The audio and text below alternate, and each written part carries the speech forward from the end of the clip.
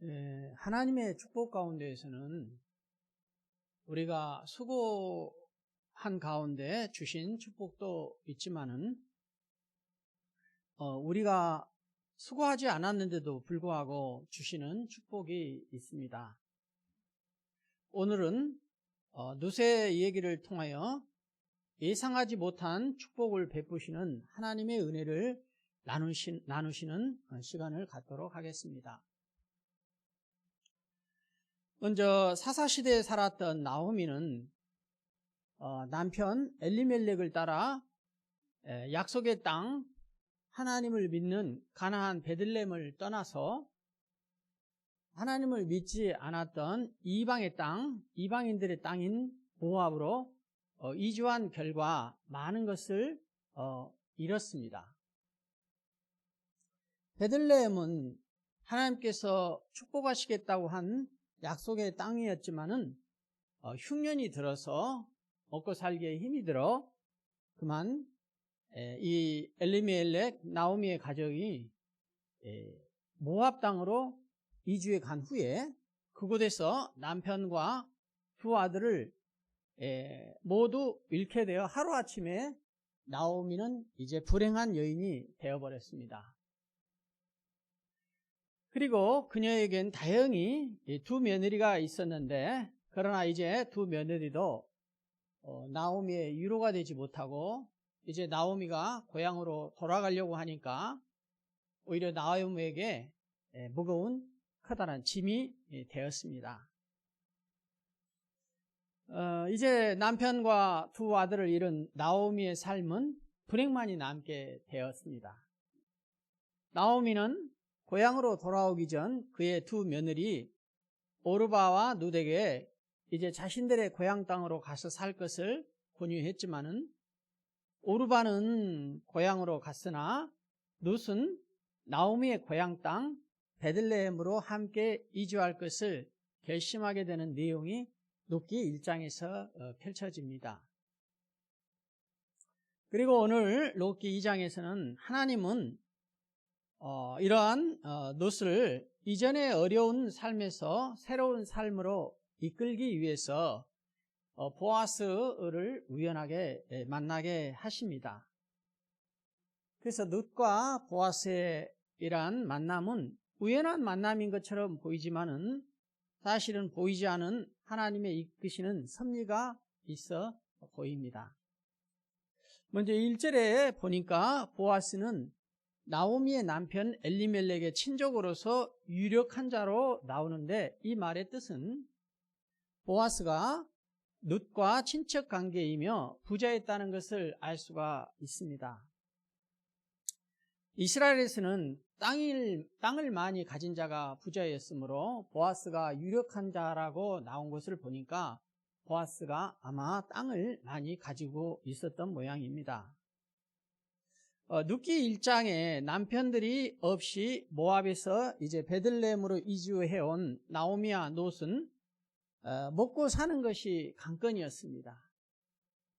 옛날에도 그렇지만 요즘에도 이 남편이 없이 세상을 살아간다는 것은 가장 큰 어려운 문제 중에 하나가 먹고 사는 문제입니다. 나오미는 늙고 또 남편과 두 아들 모든 것을 상실하여 이제 가련한 며느리 룻을 의지해야만 하는 이 불쌍한 신세가 되었습니다. 룻은 자신의 형편과 처지를 생각하면은 불평할 수밖에 없는 형편이 되었습니다. 내가 잘못 시집 와서 내 팔자가 뭔 팔자인지 모르겠구나. 참으로 나는 기구한 인생을 사는구나. 이렇게 한탄할 수밖에 없을 것이에요. 그러나 인간에 대한 예의를 잃지 않고 비록 나오미가 자신에게는 권위자이지만은 지금은 이제 나오미 시어머니도 남편도 없고 경제력도 없어서 약자가 되었습니다. 그러나 이러한 시어머니 나오미를 인간에 대한 존중감을 가지고 2절에 보니까 그의 시어머니를 먹여 살리기 위해서 밭으로 일하러 나갑니다. 그래서 내가 밭으로 가서 누구에게 은혜를 입으면 그를 따라서 이삭을 줍겠나이다 하고 나오미에게 물으며 고백을 하게 됩니다. 룻이 이삭을 줍는 심정은 하나님이 우리의 신분이 낮아지게 할 때 은혜를 구하는 자의 겸손한 태도를 보여주고 있습니다. 이런 룻이 밭에 가서 이삭을 줍는데 하나님은 은혜를 베푸시고자 할 때 이웃과 사람과 만남을 통해서 하나님의 은혜가 흐르게 하십니다. 하나님은 우리의 인생의 경영을 이렇게 눈동자같이 지키시며 인도하신다는 것을 우리가 알 수가 있습니다. 이제 룻이 밭에서 이삭을 주울 때 4절에 보니까 마침 보아스가 밭에 나와 5절에 보니까 이제 자신의 사환에게 룻이 누구인지를 묻습니다. 그럴 것 아니겠습니까? 자기 자신의 밭에 누가 와서 이삭 줍기를 하고 있으니까 궁금하니까 이제 자기 직원에게 이제 물어보게 된 것입니다. 사환이 오늘날로 말하면 일꾼이죠, 일꾼. 하필 그 타이밍에 보아스가 왔을까? 참 의문이 들지 않습니까? 왠지 가고 싶은 성령의 아마 이끄심이 있었을 것입니다. 그래서 신앙은 하나님의 전지와 전능을 믿는 것이며 그분의 하시는 일은 정확하다는 것입니다. 우리가 하나님이 이 세상의 우주 만물을 섭리하시는 하나님의 절대 주권을 믿는다면 하나님이 일하시는 적절한 타이밍도 믿어야 할 것입니다. 나오미와 룻이 이제 고향으로 돌아오는 시기와 또 나오미와 룻이 베들레헴 고향으로 돌아오는 그 시기가 마치 이제 그들이 떠났던 흉년의 때하고 다르게 볼이 추수하는, 그래서 먹을 것이 좀 있는 그런 상황에 돌아오게 하시면서 이제 환경을 하나님께서 조성해 가시는 것이죠. 그리고 2장의 2절, 10절, 13절에 계속 보면은 룻이 은혜 입기를 얼마나 원하고 기대하는지 모릅니다. 내가 은혜를 구하고 은혜 입기를 기대하고 은혜를 원하나이다, 이런 표현들이 나와 있는 것을 볼 수가 있습니다.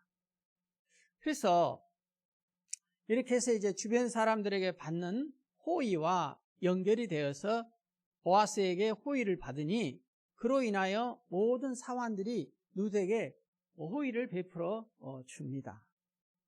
성경에는 이와 같은 은혜를 입는 것이 하나님의 방법인 것을 증거하고 있습니다. 이삭을 줍도록 급빈 자에게 베푸시는 하나님의 사랑과 또 그럴 때 사람을 통해서 베푸시는 호의가 나온다는 것입니다. 레위기 19장 9절 10절에 보니까 너희가 너희의 땅에서 곡식을 거둘 때에 너는 밭 모퉁이까지 다 거두지 말고 내 떨어진 이삭도 줍지 말며 내 포도원의 열매를 다 따지 말며 내 포도원의 열매도 줍지 말고 가난한 사람과 거류민을 위하여 버려두라는 것입니다. 나는 너희의 하나님 여호와이기 때문에 그렇게 하나님께서 해놓으셨다는 것입니다. 또 신명기 24장 19절에도 보니까 내가 밭에서 곡식을 벨 때에 그 한 못을 밭에 버리거든 다시 가서 가져오지 말고 나그네와 과와 가부를 위하여 남겨두라. 그리하면 내 하나님 여호와께서 내 서로를 하는 모든 일에 복을 내리시리라, 이렇게 나와 있습니다. 또한 로마서 4장 4절에 보면은 또 이런 말이 나와 있습니다. 일하는 자에게는 그의 싹이 은혜로 여겨지지 아니하고 보수로 여겨진다고 나옵니다. 이 말이 무슨 말이냐면은 우리가 한 해 동안 열심히 일해서 하나님께서 우리를 축복하시는 그런 은혜도 있어요. 근데 그것은 내가 열심히 일했기 때문에 그 일한 대가로 받는다고 생각하는 일한 자에게 주시는 마땅한 대가로 여길 수 있다는 것입니다. 근데 성경에 보니까 하나님께서는 이렇게 우리들이 일하지 아니하여도 나오미와 룻과 같이 불쌍한 어려운 상황과 처지가 되어 있을 경우에 하나님께서는 우리들을 사랑하셔서 그런 어려운 상황에 처해 있는 사람들을 사랑하시는 그들에 대한 긍휼을 베푸시기를 원하셔서 성경의 말씀을 보니까 이삭을 죽도록 이렇게 허락해 놓으신 제도가 있었다, 이런 얘기입니다. 그래서 다시 말하면 일하지 않아도 하나님께서 공급해 주시는 은혜가 있다는 것입니다. 근데 마치 이 말하고 비슷한 좋은 예화가 있었어요. 제가 언젠가 TV에서 다큐멘터리를 봤는데요. 이런 다큐멘터리를 봤습니다. 유대인 시장이 나오는데 유대인 시장에서 이 과일 가게, 채소 가게가 나와요. 근데 채소 가게 또 과일 가게 주인들이 아침에 문을 열면은 보통 우리가 아침부터 장사를 하잖아요. 근데 장사하기 전에 자기 과일 팔 물건 중에서 채소와 과일을 일정 부분 이렇게 딱딱 쌓아놔요. 한 묶음씩 쌓아가지고 자기 그 과일 파는 앞에, 진열대 앞에다가 그거를 따로 놓아놓은 것입니다. 어느 누구라도 와서 그 과일이 필요한 자, 돈이 없어서 그 과일과 채소를 살 수 없는 자들에게 그냥 가져갈 수 있도록 그 이웃을 배려해서 호의를 베푼다는 것입니다. 실제로 이렇게 하는 것을 제가 다큐멘터리를 보면서 이 유대인들이 구약의 이러한 지금 레위기나 신명기 율법을 읽은 거 아닙니까?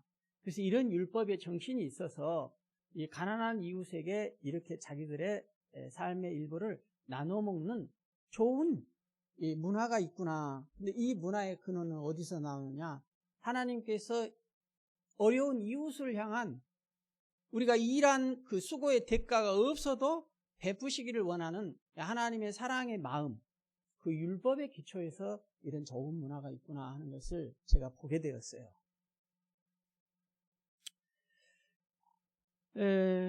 그래서 참 가난하던 사사시대는 굉장히 가난하고 사회적으로 좀 힘든 시기였습니다. 강팍하던 시기였었어요.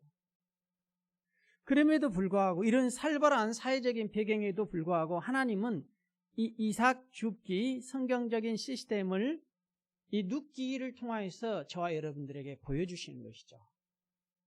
그래서 가난한 자들도 먹고 살 수 있는 기회가 있다는 것입니다.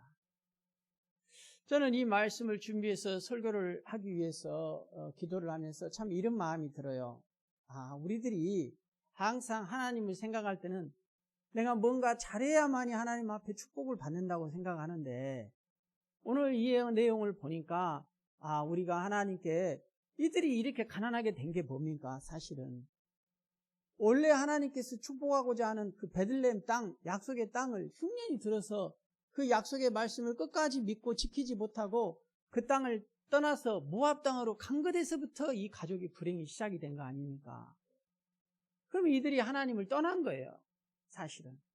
그래서 이제 그 이방 땅에서 남편과 또 두 아들을 잃게 되고 그럼에도 불구하고 자기 고향 땅에 돌아와 자기가 믿었던 하나님이 계시는 그 베들레헴 그 가나안 땅으로 돌아오고자 할 때 하나님께서 이들에게 이와 같은 은혜를 베푸시고 회복해 하시기를 원하시는 하나님의 마음이 담겨 있구나 하는 것을 우리가 알 수가 있어야 한다는 것입니다. 이처럼 사회적 약자를 보호하고 내 이웃을 내 몸과 같이 사랑하는 이 주님의 명령을 따라 7절에 보니까 보아스의 사환이 베는 자를 따라 이삭을 죽게 하소서 이렇게 했다는 것입니다. 그럴 때 룻은 먹을 것이 없으니까 어떻게 했어요? 아침부터 와서 잠시 집에서 쉰 외에는 지금까지 계속해서 그 이삭 죽기를 한다는 것입니다. 먹고 살고 배불린 사람에게는 이삭이 별 큰 의미가 없어요. 먹을 것이 많으니까. 근데 먹을 것이 없는 이 룻과 같은 또 그 시어머니 나오미는 일할 건강도 안 되고 오직 며느리만 받아보고 있을 거 아니겠어요? 이럴 때 룻의 마음, 며느리의 마음이 얼마나 아프겠습니까? 근데 하나님께서는 이런 룻의 이 가난한 이 어려운 처지에 놓인 이런 사람들에게도 은혜 베푸시기를 원하신다는 것입니다. 그래서 이 은혜를 구하며 부지런하고 성실히 열심히 주어진 기회를 이 룻은 잘 활용하였던 것입니다. 3절에 보니까 우연히라는 말이 나와 있어요. 3절에 보십시오. 룻이 가서 베는 자를 따라 밭에서 이삭을 줍는데 우연히 엘리멜렉의 친족 보아스에게 속한 밭에 이르렀더라. 이런 표현이 나옵니다.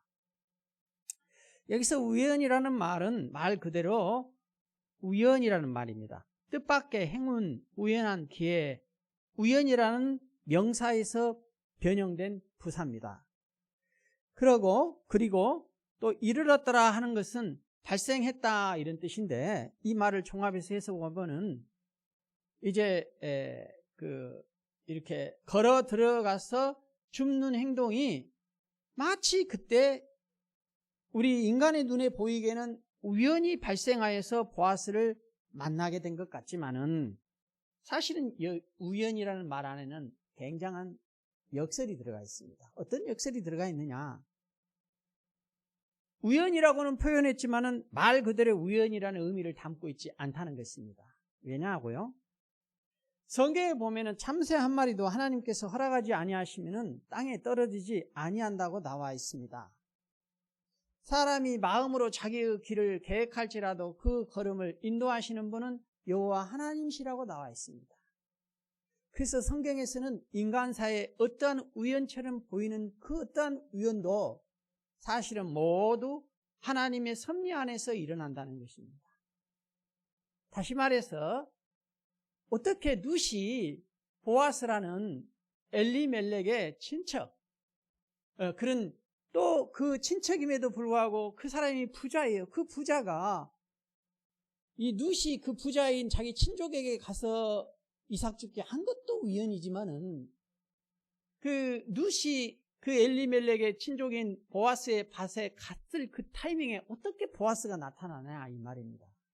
너무너무 우연한 것이죠. 그런데 이건 우연이 아니라 하나님의 섭리 가운데 다 하나님께서 그들의 마음 가운데 타이밍을 허락하셔서 만나게 하셨다라는 것입니다. 뭐하게요? 예상하지 않은 이 절박한 환경에 놓여 있는 룻에게 먹고 살 수 있는 하나님의 사랑과 은혜 베푸시기 위해서 하나님께서 이렇게 하신다는 것입니다. 하나님은 보아스와 룻을 통하여 당신의 구원을 성취해 가시기 위해서 룻의 걸음을 인도하셔서 특별히 그때에 엘리멜렉의 기업을 물을 의무가 있는 보아스의 밭에서 이삭을 줍게 하신 것이다 라는 것입니다. 이처럼 우연처럼 보이는 일들이 하나님의 구속사를 이루려는 하나님의 작정 가운데에서 이루어진다는 것입니다. 우리가 하나님의 섭리하시는 것을 믿고 나아갈 때 하나님께서 우리의 주도권을 내어드리고 할 때 우리가 가장 갈등하는 부분이 무엇일까요? 그것은 아마 두려움일 것입니다. 우리의 미래에 대해서 우리 인간들은 다 누구나 다 잘못될까 하는 두려움이 있는 것입니다. 룻에게도 아마 잘하고 싶은 룻에게 하나님은 이렇게 보아스를 통해서 일하고 도우시고 계시는데, 하나님의 이런 섭리를 모르고 있는 룻에게는 미래가 얼마나 두려웠겠느냐 이 말입니다. 그것은 사람이 보기에는 모든 것이 다 우연히 일어나는 것처럼 느껴질지라도 하나님 편에서 볼 때는 모든 것이 우연이라기 보기보다는 오히려 하나님의 섭리 가운데 이루어진다는 역설을 이 우연이라는 단어를 통해서 말씀하고 있다는 것입니다. 여러분 한번 생각을 해보십시다. 우리가 룻기 1장과 2장의 내용을 이제 다 살펴보았으니까, 사실 며느리 룻이 룻기 1장과 2장에서 보여준 하나님께서 보시기에 선한 것이 무엇일까요? 사실은 룻이 뭐 그렇게 하나님의 영광을 위해서 한 것이 크게 안 나옵니다. 그럼에도 불구하고 우리가 굳이 찾으라면은 그의 어머니 나오미를 인격적으로 인간적으로 긍휼히 불쌍히 여겼다는 것입니다. 그의 또 다른 며느리 오르바는 어머니가 자기의 고향 땅으로 가라고 기회를 주었을 때 자기의 고향 땅 모압 땅 하나님을 믿지 않던 그 땅으로 본인이 선택해서 갔습니다. 아마 오르바는 잘 살았을 수도 있었을 것입니다. 자기 고향 땅에 가서 아버지 어머니가 살아계시고 자기 가족과 함께 잘 살았을지도 모르겠어요. 그러나 오르바의 선택은 이방 땅 하나님을 믿지 않는 것을 선택한 것입니다. 그러나 룻이 선택한 것은 무엇이었습니까? 그 나옴이 어려워진 처지에 놓여있는, 한때는 자기가 권위자였지만은 지금은 이제 약자가 되어 있어요. 나오미를 거들지 않으면 그 누구도 나오미를 거둘 사람이 없어요. 그 인간에 대한 신의와 그런 것을 끝까지 배신하지 아니하고 그 시어머니를 긍휼히 여기고 불쌍히 여기고 어머니가 가는 어머니의 고향 땅 그 베들레헴에 나도 따라가겠습니다. 이렇게 선택한 거예요. 또 하나 있습니다. 또 하나가 뭐냐? 어머니가 믿는 하나님을 나도 따라가겠습니다. 어머니가 믿는 신앙을 따라 나도 그 신앙 따라 믿겠습니다. 어머니가 믿는 여호와 하나님을 믿는 신앙을 나도 내 인생에서 선택하겠습니다. 이거 외에는 잘한 거 하나님 보시기에 막 크게 전도를 하고 뭐 제사를 열심히 지내고 그런 거 하나도 없잖아요. 근데 이게 하나님 보시기에 룻이 은혜 받을 만한 일을 한 것이죠. 그래서 하나님은 이러한 의지할 때 오갈 데 없는 여인이라는 것을 알고 계셨기에 하나님의 섭리 가운데 그들도 사랑하시고 여전히 돕고 하시고 싶어 하셨던 것입니다. 그럴 때에 다 이제 하나님께서 그런 환경들을 조성하신 거예요. 나오미와 룻이 고향 땅으로 돌아올 때는 고향 땅이 흉년이 아니었어요. 보리 추수하는 시기여서 먹을 것이 많은 시기에 돌아오게 하신 것입니다. 그리고 이삭을 줍는 방식을 통하여서 또 보아스의 도움을 받도록 함으로 인하여서 이들에게도 먹고 살 수 있는 길을 열어 주셨다는 것입니다. 우리는 일을 할 때는 일을 하고 대가를 받는 것은 우리 스스로가 당연하다고 생각을 합니다. 그러나 오히려 그럴 때보다도 우리가 그 어떤 대가를 하나님 앞에 잘한 것이 없고 치른 것이 없는데 내가 하는 것은 하나님 앞에 작은 것 선택했는데 하나님께서 내게 큰 은혜로 내게 베풀어 주실 때 그때의 고마움, 그때의 은혜는 더 크게 느껴지는 것입니다.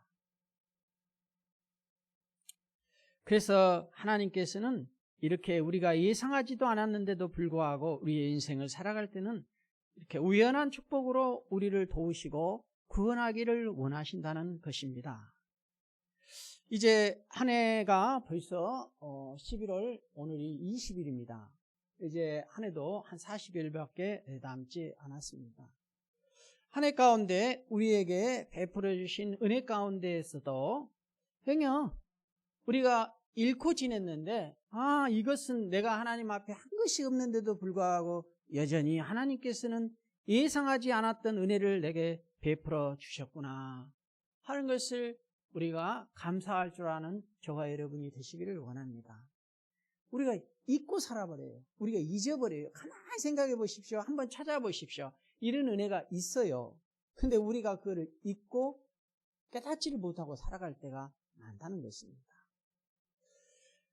그래서 그런 모든 것이 우리는 우연이라고 생각할 수 있는데 하나님의 섭리 가운데 여전히 하나님께서는 연약한 나를 도우셨구나, 이것이 하나님의 은혜였구나 하면서 감사가 있어야 할 줄로 믿습니다. 아울러 내년 한 해 가운데에서도 우리가 수고하지 않아도 베풀어 주신 하나님의 은혜를 사모하시는 저와 성도 여러분이 되시기를 예수님의 이름으로 축복합니다. 아멘.